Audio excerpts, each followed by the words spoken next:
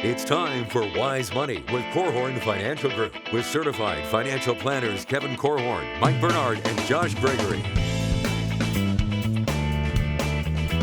Welcome to another episode of the Wise Money Show with Korhorn Financial Group, where every week we're helping you take your next wise step in your financial life. Thanks for being here, friends. My name is Mike Bernard. I'm your host. I'm also one of the certified financial planners on the program. And with me in the KFG studios, my business partners and fellow CFPs, Kevin Korhorn and Josh Gregory. Tax planning is one of the 6 areas of your financial life, and it's taking center stage today as we share some of our favorite pre-retirement tax strategies and post-retirement tax strategies. That and more coming up on this hour of the Wise Money Show. You're probably thinking, it's not tax season. That's the farthest thing from my mind. And yet, we are hustling right now. It's fun. We're doing tons of tax planning and different tax strategies. Excited to share them with you. If you have any questions for us, for the program, or need any assistance, we're here for you. Give us a call or a text, 574-222-2000. That's 574-222-2000. Online, wisemoneyshow.com is where you can find us and reach out to us there as well. And then all over social media, wherever you're at, we are there as well. Search The Wise Money Show. There's 6 areas to your financial life. Tax planning is one of them. Tax preparation is not. Tax preparation is an obligation. That's a requirement if you have income. Tax planning is one of them. And the big idea with tax planning is getting the right proactive strategies identified and implemented in your financial life and avoiding surprises. Now, maybe the epiphany that you needed to hear today, we're going to get it right out of the way at the beginning, is that these 6 areas of your financial life, they aren't to be treated separately. As if you watch commercials or listen to most financial professionals, your insurance life is sort of over here. Make those decisions in a vacuum. Your taxes, make that decision in a vacuum. Retirement strategies, and they're separate. No, guys. They need to be fused together, infused together. You need to be looking at all 6 areas of your financial life to make great decisions. And specifically, we're going to talk about retirement and tax planning today, 2 things that are linked. Mm-hmm.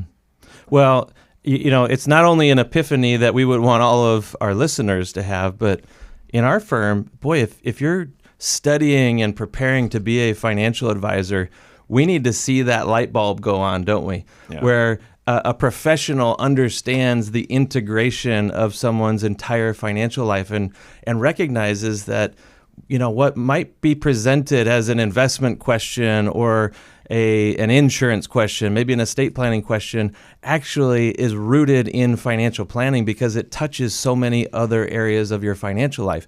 And an example of this might be if you just had the goal, you mentioned retirement, and we're going to be talking about that a little bit today, but if you had a goal of saving for your own retirement or maybe one of your kids' college education or something, think about all of the areas of someone's financial life that hits.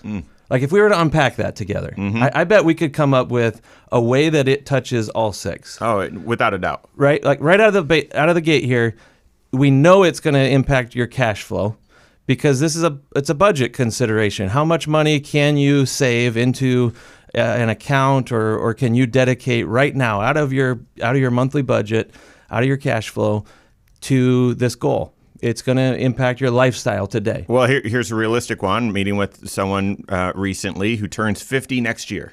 And I had to prepare him for, hey, we want to take your 401k contributions from 12% up to 17% because you're now able to contribute even more. And we've been planning all along that you were going to max out your 401k contributions.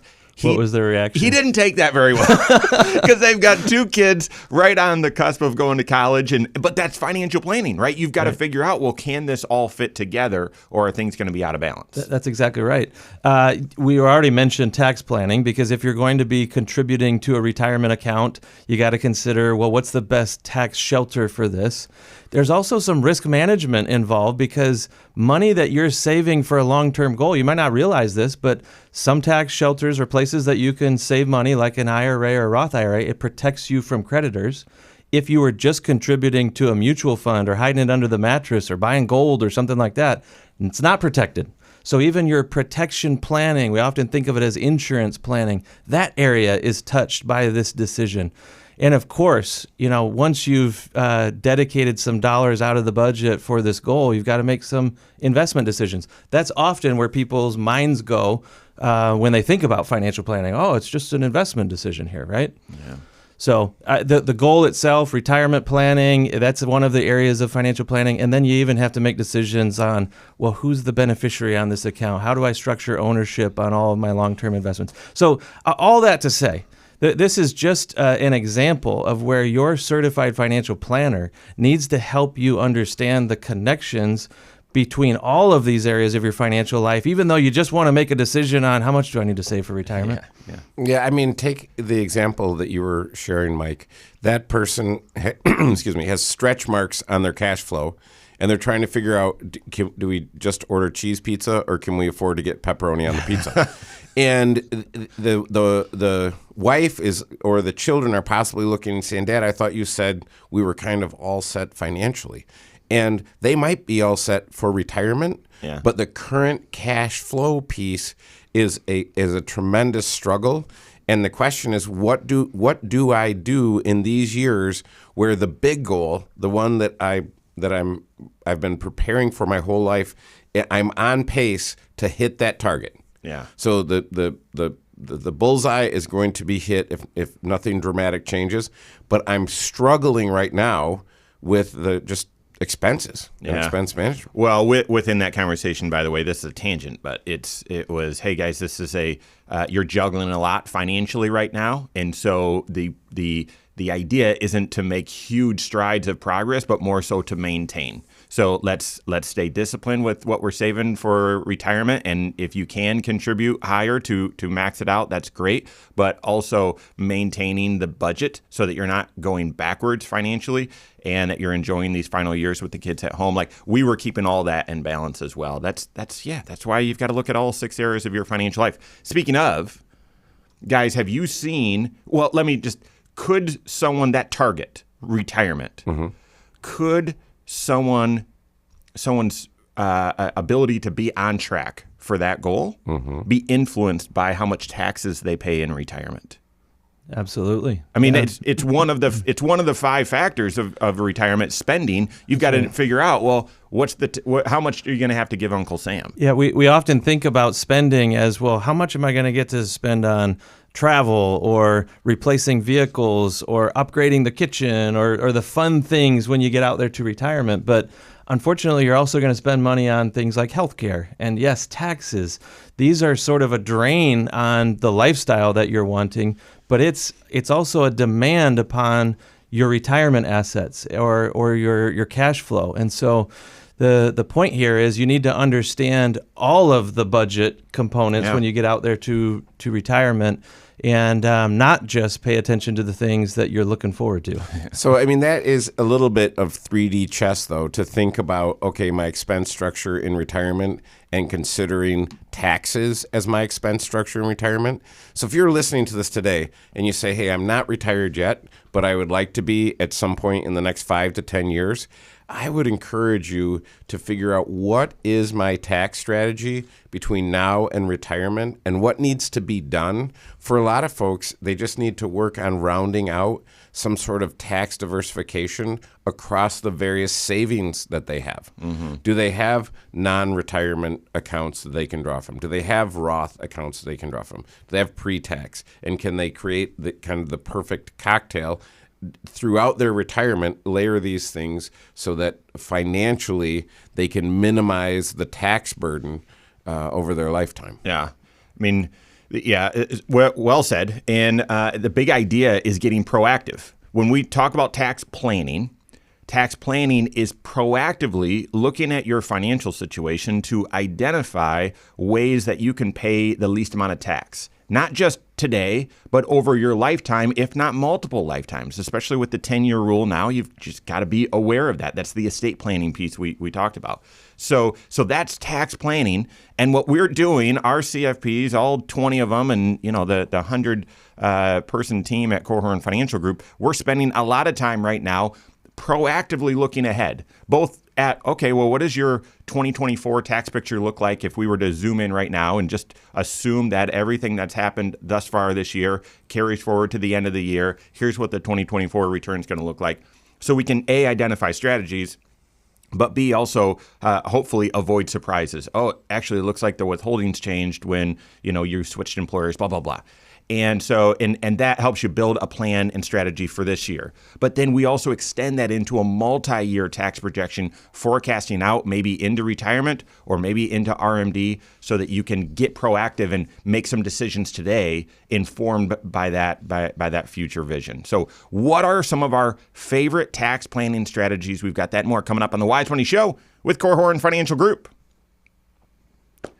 Hello, YouTube. Thanks for being here. This is the Wise Money Show. What you're watching right now is our weekly 1-hour talk show that airs right here on this channel, 10 a.m. Eastern Time every Saturday morning. Also on podcast at the same time, but also on a couple local radio stations, which is why the content's broken up the way that it is. It's a talk show and can get a little lengthy and has segments to it and all that sort of stuff. But all throughout the work week, we've got Next Wise Step videos that air right here on this channel, 8 minutes, 10 minutes, 12 minutes, taking one financial concept, applying it directly to your financial life. We're about to hit some of our favorite tax planning strategies. We're probably going to have to just sort of ride the waves on these and not go very deep, but those videos often go deep in these topics. So if that sounds like something that would be beneficial to you, make sure you hit that subscribe button and turn on notifications so you're made aware every time we drop new content.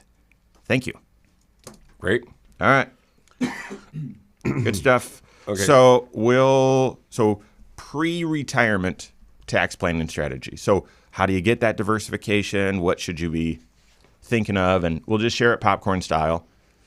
Feel free to go as deep as you want in teaching or explaining or whatever. And I've listed a few. I don't want to stifle your creativity, but also if you've got writer's block. You are the source of all of my creativity. Oh, no, I actually doubt that. So, but there's, 5 or 6 ideas we can hit. Good. All right. In order to make sure that Uncle Sam doesn't take too much from your hard-earned savings out there in retirement so that you can have a even more successful retirement, you need to have tax planning today throughout your career so that when you get into retirement, you've got those strategies implemented. That's what we're helping with right now. This is the Wise Money Show with Korhorn Financial Group. Thanks for being here. My name is Mike Bernard. With me in the KFG studios, Kevin Korhorn and Josh Gregory. Every episode of the Wise Money Show's on podcast, wherever you listen. Just search the Wise Money Show. Subscribe to it there. Follow us there. Rate the program there as well. We appreciate it. All right. We're talking about tax planning and retirement planning and how all 6 areas of your financial life, those are just 2, how all 6 areas need to be working together. When it comes to tax planning strategies throughout your career to set you up for that tax diversification or for a successful retirement where you're paying less to Uncle Sam, where Uncle Sam is taking less of your dollars so that more of those can go to you and for you to enjoy during retirement, or for your assets to grow more efficiently because Uncle Sam's not reaching in there and taking some shekels. What, guys, are some of our favorite or most important, most used tax planning strategies during someone's career before they retire to set them up for retirement? Well, you just kind of referenced one of them in passing there, and that is, are you taking advantage of tax-sheltered compounding of money?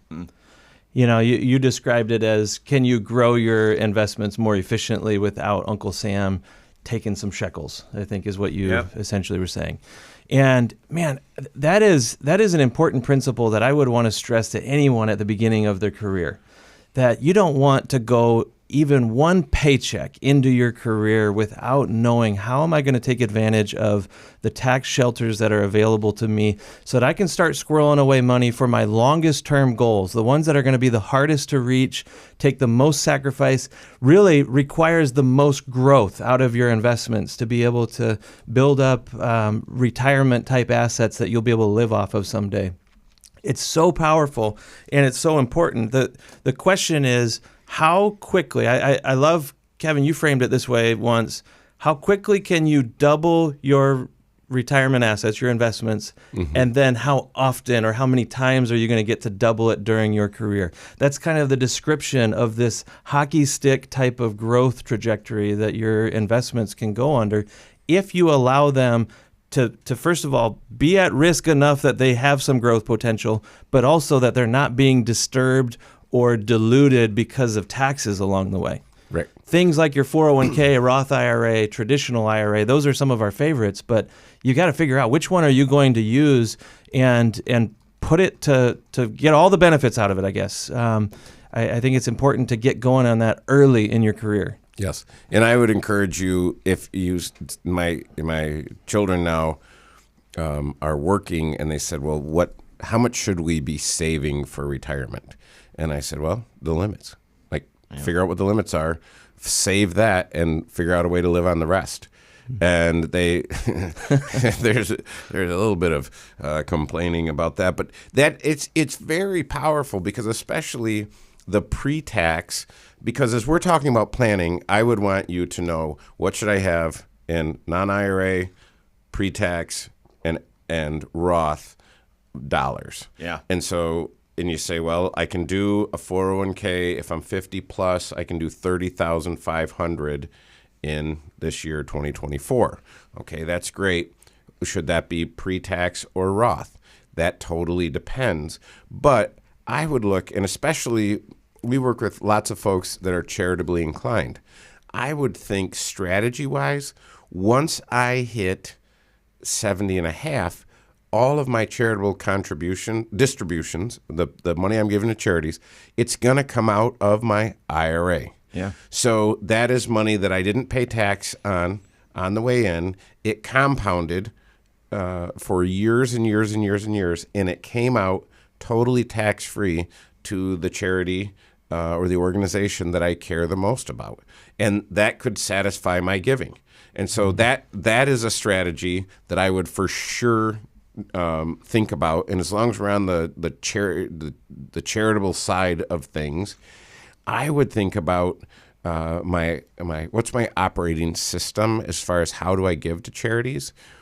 And so if I'm making decent money, and if for instance, I'm just going to say if I made $100,000 a year, and I was giving 10% of that to my church, that's $10,000 a year. I know we're not supposed to do math on the radio. You did it. I'm Pulled guilty. it off. But what I might want to do is look, because now I'm at a point where I'm saving, but my house is paid off. So I don't have a big interest on my interest deduction or whatever. I might not be itemizing. Well, what I might want to do is use a donor-advised fund for all my giving from here on out. With the donor-advised fund, I get the credit when the money goes in, and I might want to put 3 years' worth of gifts into my donor-advised fund, still dole those out over the next 3 years, but every third year, I'm itemizing and getting the benefit for giving that gift. And if you're doing that, is where the creativity and parlaying a few different strategies. If you had the resources to make a large gift in 1 year, yeah, that might make you eligible to itemize your deductions that 1 year. Well, then what else should you do? Well, maybe instead of contributing pre-tax to your 401k that year, you should do Roth, or maybe do a Roth conversion because you've got a bigger tax deduction in that 1 year. And therefore, you can optimize it. All of this, and I think Josh started, I would just summarize what's been said thus far, is have a tax shelter strategy. Kevin was going on into a giving strategy. Love that and completely agree. But understanding, should you be contributing pre-tax or Roth, and knowing how much dollars do you have in a non-tax sheltered account, in a pre-tax account, and in a Roth account, that's your tax shelter strategy. You need to optimize for that. One of the strategies we love is if someone is sort of, in the middle of their career and they've got a lot of saving potential and not sure, okay, well, do I want the tax benefit today, or do I want more dollars in the Roth? Max out that pre-tax 401k and then also contribute the maximum to your Roth IRA. Mm-hmm. You're getting a lot of dollars shoved into these tax shelters for your retirement, but you're doing it in a tax diversified way. That's right. You know, there's another tax shelter that we haven't mentioned yet, and it only applies to some people. I say some, it's a lot of people. Yeah. It's the health savings account, or an HSA. And this is a tool for you if your employer has offered a high deductible plan that is HSA eligible. You may have the ability to open up a special account that you can save money into before taxes are charged to that income. So you save money on the contribution. As long as it's in the account, it can grow tax deferred. When you pull the money out, if you use it for qualified medical expenses, then it comes out tax-free. So it's one of the few tools that can help you literally avoid paying any taxes on the dollars at any time. Yeah. And it can even be used creatively to help fund your retirement, because you can invest these dollars and allow them to grow tax-free at an accelerated pace, that compounding that we were talking about. So if you have an HSA available to you and you're already maxing out your 401k, you're already maxing out the Roth contribution, as Mike was saying, and you maybe even are doing it for both you and your spouse, you know, that's some significant earning power that someone has to be able to pull that off. But when you're in a higher income situation like that, an HSA is a really powerful tool because there's no income limits that prevent you from contributing to it, even if your income goes to the moon. Yeah, you might be saying, well, if I have enough income to max out my 401k, I have too much income to fund a Roth. Okay, gotcha. If you've got an HSA, I'd max out that 401k and max out that HSA. There's really three ways. Did a YouTube video on this. Go check it out at the Wise Money Show. On the three different ways you can use your HSA. It's a Swiss Army knife. So do you use the little tweezers in there, or do you use the toothpick? That's how I used it.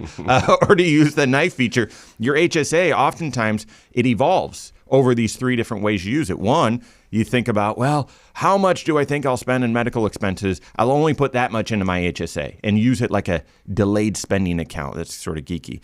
That's the first way. Second way is like a health emergency fund. No, I'm going to max it out. I'm going to put as much money as I can in there. And that way, when we have a big medical expense, I've got all the dollars right there.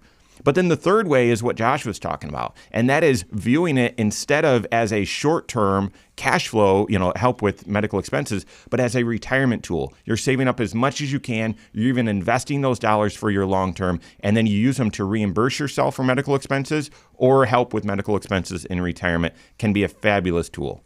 There's a few other tax strategies you need to consider during your working career, and then we've got our favorite ones in retirement as well. That and more coming up on the Wise Money Show with Korhorn Financial Group. Man, someone's got to get the speed gun, because I was going. That was fast. So, did you guys see, this is now a month old or whatever, fastest pitch in MLB history. No. Dude from the Angels. I think his name's Ben Joyce. I can't. Just under 106. Whoa. Unreal. Can you imagine 106? How can your body even throw that? Well, how can the poor catcher's hand? Yeah. I can't even imagine how much that would hurt. So I don't think I was going 106 there, but I was going fast. Okay, we need to talk about tax credits. Tax credit optimization. I feel like we need to. So tax credits. Do you talk about the backdoor Roth IRA though? Yeah. I mean, that to me is. I would want to. Yeah. Iterate or reiterate that yes, you can.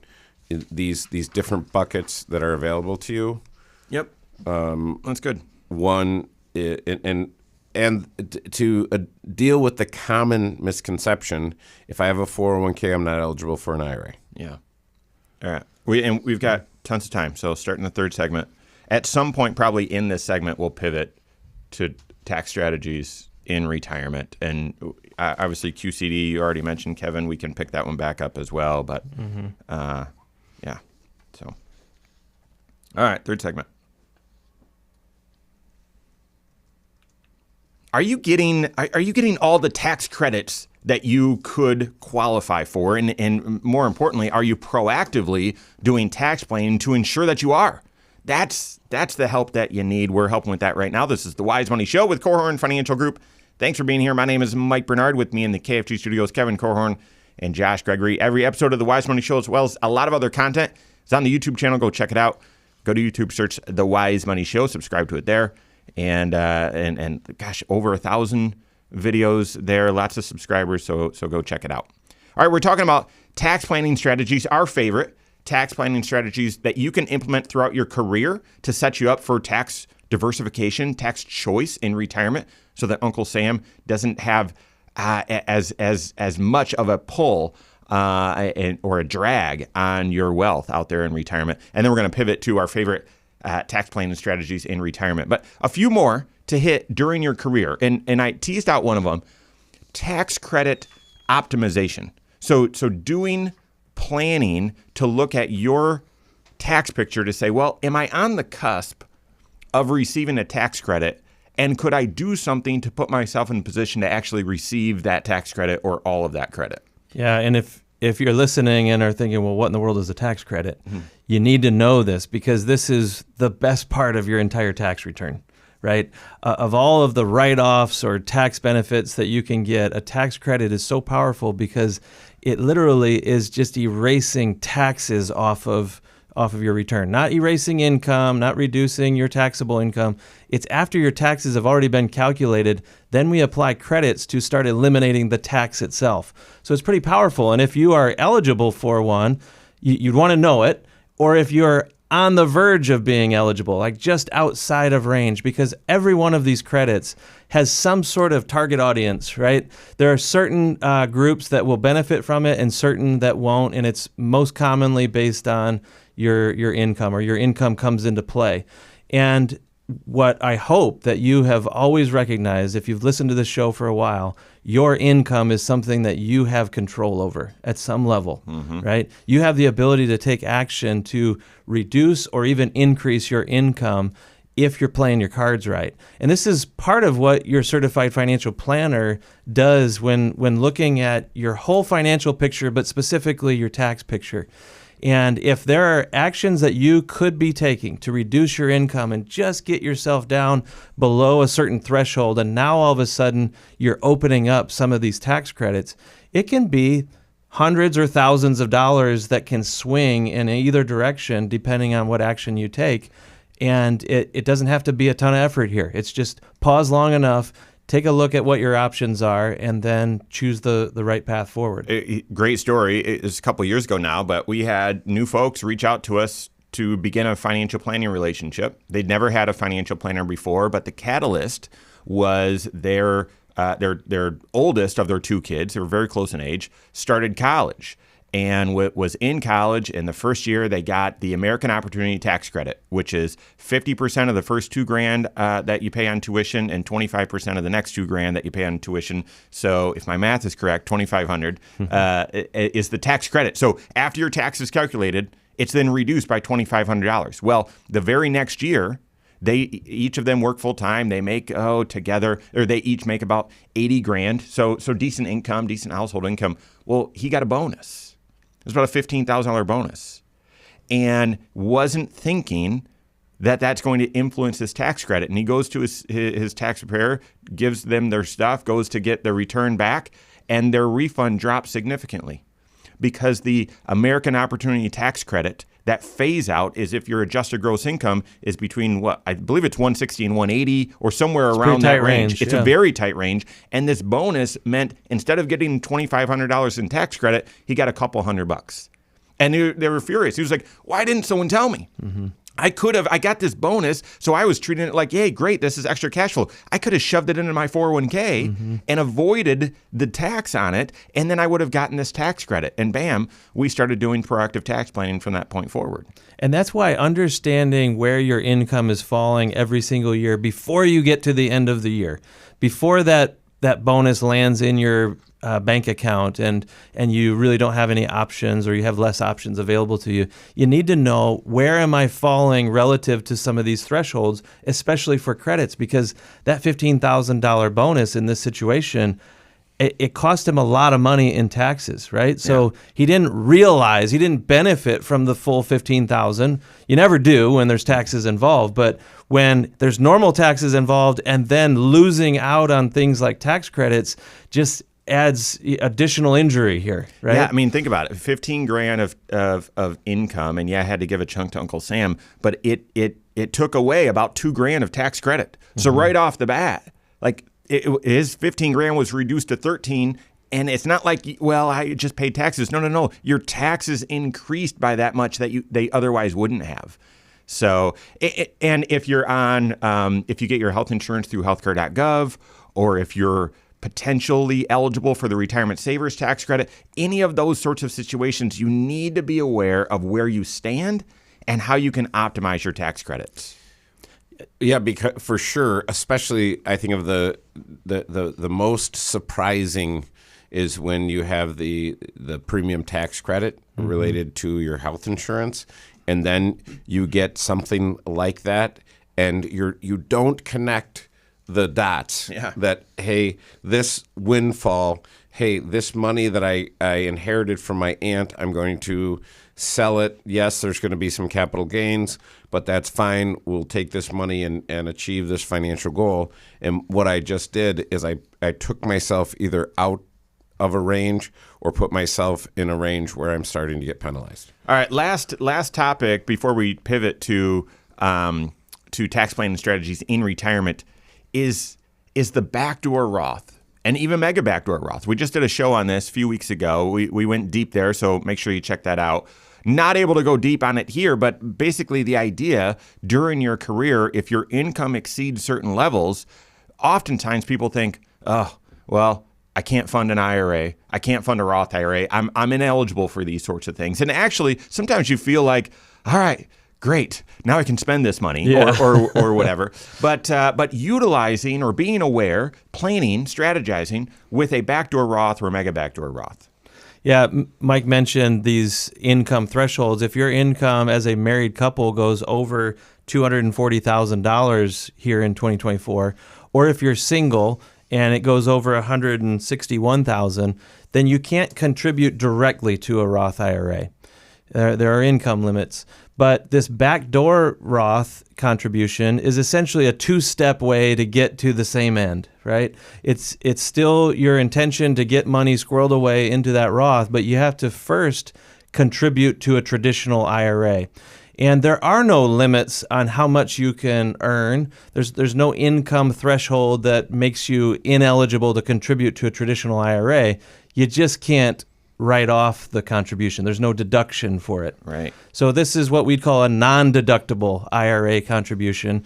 You put the money there and then you convert it over to a Roth IRA. Roth conversions are something that we talk about a lot on this show, and it's normally a taxable event. You pay tax on any untaxed dollars that leave that traditional IRA and go over to the Roth. But there are no untaxed dollars in this situation. Hopefully, if you're doing it right, because you already contributed already taxed money. When it moves then on to the next step, your ultimate goal of getting it into the Roth IRA, there's no additional tax paid at that time. So it's just it's considered kind of a loophole in a way.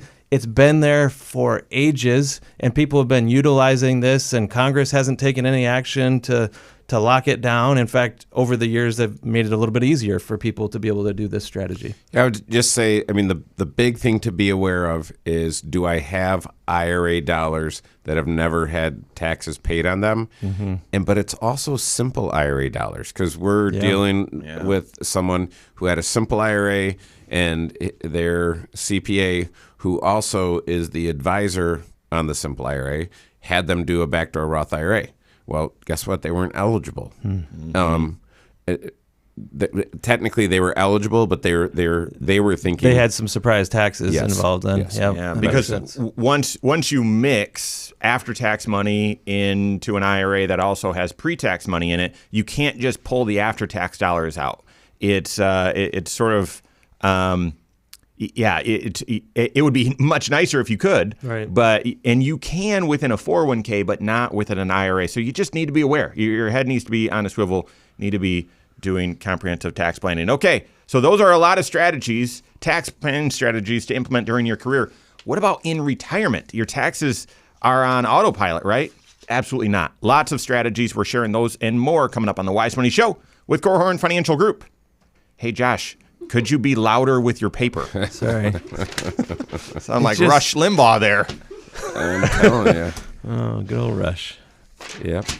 As you were, and I don't notice these things, but as you were conducting the orchestra while you were talking, your one hand bumped your other hand, caused a turnover. The pen was. Did it really? I'm keeping stats. Yep. And It'll end up over in Mike's lap here before too long. Producer, editor extraordinaire Lindsay Frick, who doesn't get nearly enough credit on the show, she creates a blooper reel after every season, and we just had the season 9 blooper reel come out about a month ago, and she edited it perfect.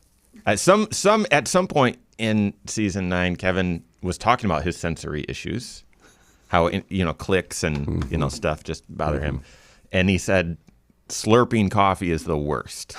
And he was sincere. I can't remember when, but have you ever listened to sincere. someone slurp their coffee? I have, It's terrible. actually, every time we record. And so Kevin started a tradition where he slurps his coffee right before we start, and it's pretty funny. You should go check it out. It is. Unless it'll make your ears bleed. My wife loves hearing me slurp my coffee. If today is opposite day, but Mike, she doesn't edit perfect. She edits perfectly. Oh. So I thought I'd edit your Kevin, Grammar police. Kevin doesn't just have sensory issues. He's got a lot more issues than that. He's married to a grammar expert, though, so he comes by it honestly. No, just teasing. All right. 4th segment. So let's get into retirement strategies or tax plan strategies in retirement. Easy for me to say. All right, here we go. Thanks for being here. This is the Wise Money Show with Korhorn Financial Group. My name is Mike Bernard. With me in the KFG studios, Kevin Korhorn and Josh Gregory. Stay up to date on all Wise Money content. Find us online, wisemoneyshow.com. And then all over social media, wherever you're at, we are there as well. Search the Wise Money Show. Right now, you need to be doing tax planning. I'm just gonna say that, even though I stuttered. You only want to think about taxes once a year because who wants to think about all of that? And normally you're gonna do that during tax time. But if that's your approach, you're gonna miss out on tax planning opportunities. Let me say that differently. You're gonna pay more tax. You will. And I don't know your exact situation, but if you're not proactive with ways for you to reduce your tax bill, then you're going to pay more tax. And it might not be this year. It might be in retirement. It might be in a few years from now when your income changes. I don't know. But you need to be doing that proactive tax planning work, identifying strategies for you to pay the least amount of tax over your lifetime, if not multiple lifetimes, and implementing the strategies that make sense when considering all 6 areas of your financial life. We just shared some of our favorite strategies to implement during your career. And one of the big myths about tax planning in retirement is once you get to retirement, it's easy. You don't need to do any tax planning in retirement because you've made it. That's totally not true. Yeah, and maybe because so many years can be different from the one before. Like a lot of people's income can get pretty lumpy in retirement if you have certain assets that you're liquidating, if you received an inheritance and that produces some unexpected income even. You make some changes, even subtle ones with your cash flow. You pull a little bit more money out of an IRA one year to make a big purchase or something. All of this can create these swings in your tax return, and that could be a negative thing potentially if it creates surprises or unintended consequences, but it can also create opportunities for you. Yep. Because some of those years that have lower income could offer an opportunity for you to take some proactive action, pay some tax on some dollars at a lower tax bracket so that down the road, when you're ready to spend those dollars in retirement, maybe you have avoided some taxes or you've minimized some of the tax pain. So here's a big strategy. We've talked about it before. There's lots of pieces to it. It doesn't apply to everyone. But say you arrive at retirement with that tax diversification that we talked about earlier. In tax diversification, do you have some dollars saved up in a non-tax sheltered account, non-IRA? Maybe this is from an inheritance. Maybe this is extra cash that you've built up. Who knows, okay? Do you have some there? Do you have some pre-tax? Do you have some in Roth? Well, at the beginning of retirement, drawing out of those non-IRA dollars, okay? And when you do that, there might be some capital gains. There might be some dividend income or interest income. But because it's not all pre-tax, it should be able to be used to supplement Social Security or to provide lifestyle to you without having a huge tax bite. Mm-hmm. So then living off of those dollars and then doing Roth conversions, either up to the top of the 12% tax bracket or all the way up to the income-related monthly adjustment amount limit, which for many people could get you close to $200,000 or so. So doing Roth conversions at that time. Why? Well, you're doing it before your required minimum distribution, okay? You're doing it in lower tax years, lower tax brackets, and you're doing it early in retirement, where these dollars then have a decade or 2 decades to grow tax-free for your financial future. You might even be doing it before you turn on Social Security. Absolutely. Mm-hmm. And because if I don't turn on Social Security right away, I'm letting my benefit grow. And while I'm letting my benefit grow, I'm also not paying tax on my Social Security. Now, do you pay tax? Yeah, about 85 cents of every dollar. So, and again, if we do need to do a common misconception show, because a lot of times when I talk to folks, they're like, I pay all my Social Security in taxes. Well, no, you pay taxes on most of your Social Security, but it could feel like that anyway. Yeah, and who knows? There's talk with the Goody giveaway program this fall. That stuff could be changing. Yeah, who knows? But that's another one. Okay, so that was one of the big strategies, one of our favorite. It doesn't work all the time, but when it works, oh my goodness, it is awesome. But the other, and this one applies to just about everyone, is tax planning strategies on Social Security. Are there ways for you to pay less tax on your Social Security? There is an equation there. It's half of your Social Security plus all of your other income. If that is above certain levels, then some of your Social Security starts coming over and becoming taxable on your tax return. And if that's above, if it's, exceeds the highest threshold, then up to 85% of your Social Security lands on your tax return. Well, that's in your control, whether you're drawing money out of your Roth or pre-tax or whatever. And so being aware of that and looking for strategies to plan around and reduce the amount of tax you pay on your Social Security. Well, and whether you pay 0% on your capital gains. I mean, you were talking about my non-IRA, non-401k bucket. I've got capital gains built up in there. If I do it right, I can pay 0 tax on my capital gains. Mm-hmm. Now, that is possible for some people. That's impossible for others. But that's where you'd want to know, because it's actually a little bit surprising to most folks when you talk about, well, could you be in the 0% capital gains rate territory? Right. And they're like, well, no, you can't not pay taxes on capital gains. But yes, you can. That's right. This whole concept of Social Security being taxed or being kind of phased into being taxed, it can create these weird ranges of income in certain years where, man, if I pull just a little bit more money out of my IRA, I'm causing not only that IRA dollar to be taxed, but also more of my Social Security to be taxed. And you have almost a double taxation is how it ends up feeling effectively on your tax return. You need to know if you're in that range.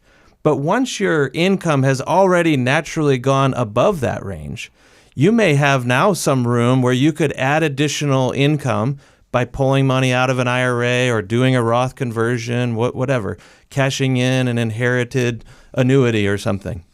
Whatever the strategy is, you could add additional income without maybe throwing yourself into a higher tax bracket. And so then it becomes, how do I utilize my tax brackets efficiently over time? The point here, though, is that any given year, you could swing back and forth in and out of that range. There could be things that change whether or not you should be adding income to your return or trying to pull it off of the return. Yeah. And it's why when you get to retirement, your tax planning becomes more important, not less. It does not go on autopilot, as so many people think. It is not more simple, unfortunately, but it is more flexible. It is more within your control. And that's exactly what you want when you're doing financial planning. Yeah. You want options, right? You want choice. And you want to get out in front of those things. And that's why tax planning, the proactive tax projection work that you do with your certified financial planner every fall, that needs to be part of your normal calendar events. It's part of your routine. All right, I'm hoping to sneak two more in. One, Kevin already mentioned. That's the QCD, qualified charitable distribution. Now, I'm gonna build on that though, because you can actually begin doing qualified charitable distributions when you turn age 70 and a half. And that is taking dollars directly out of your IRA, not an old 401k. This is one of the reasons why you need to roll that thing over to an IRA when you retire, but directly from your IRA, directly to the charity.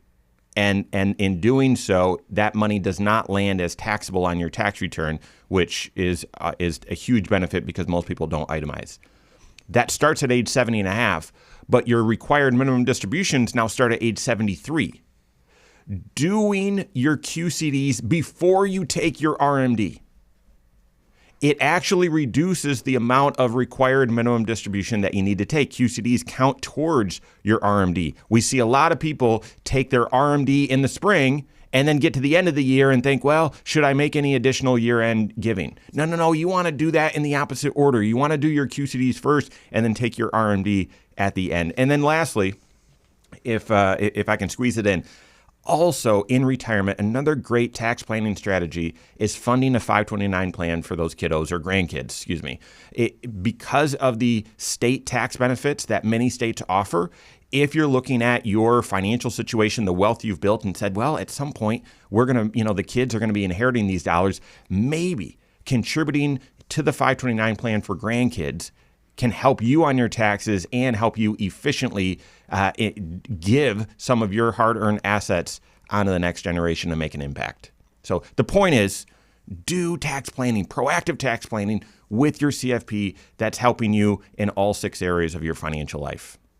All right, that's all the time we have for today. On behalf of Josh Gregory, Kevin Korhorn, all of us at Korhorn Financial Group, have a great weekend. We'll see you next Saturday for the Wise Money Show with Korhorn Financial Group. Securities offered through Silver Oak Securities, member FINRA/SIPC. Advisory services offered through KFG Wealth Management, LLC. Doing business as Korhorn Financial Group. KFG Wealth Management, LLC and Silver Oak Securities Incorporated companies are unaffiliated.